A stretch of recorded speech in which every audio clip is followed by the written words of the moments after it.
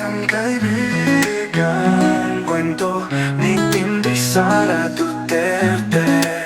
Siya ay sagana sa pagkain at kaibigan, at ang kanyang tahanan ay laging bukas para sa masasayang salo-salo. Kasama sila Uwak, Tikling, Kalapati, Loro at marami pang ibang higon. Ngunit dumating ang isang bagyo, walang awan na sumira sa kanyang pugad. At lahat na meron si Quago, walang natira kundi ang kalungkutan at kagutuman. At tila pa ang mga kaibigan minsan ay kasama sa saya ay naglaho na parang bula. Sa kanyang pag-iisa, nagpapag ang kanyang damdamin sa kanyang sinabi. Isang araw, habang siya'y nagmumukmuk sa ilalim ng kalbong puno, isang pamilyar na anino ang lumapit. Si Loro na may mga papak na kumikinang sa patak na ulan ay dumapo sa tabi ni Quago.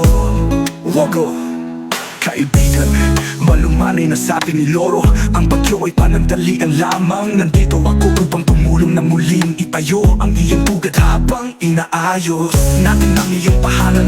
Bakit hindi ka muna sa akin tumuloy? Magkasama nating hihintayin ang muling pagyabong ng iyong mahal na puno ng mangga. Napuluha si Quago, hindi dahil sa kalungkutan kundi dahil sa pasasalamat. Lora niya, ikaw ay tunay na kaibigan. Ng pagkakaroon ng isang kaibigan sa panahon ng unos ay hindi mahalaga kaysa sa 1,000 kaibigan sa panahon ng kasiyahan. Ang sakit na ng kahirapan, 2,000 ang magkasamang nagtulungan.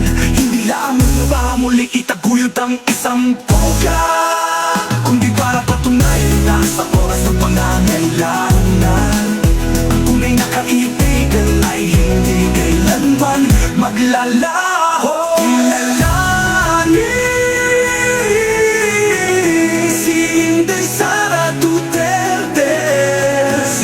Sarap ang ika-15 pangalawang Pangulo ng Pilipinas. Siya rin ay naging alkalde ng lungsod ng Davao at kalihim na kagawaran ng edukasyon. Siya ay isang tunay na kaibigan,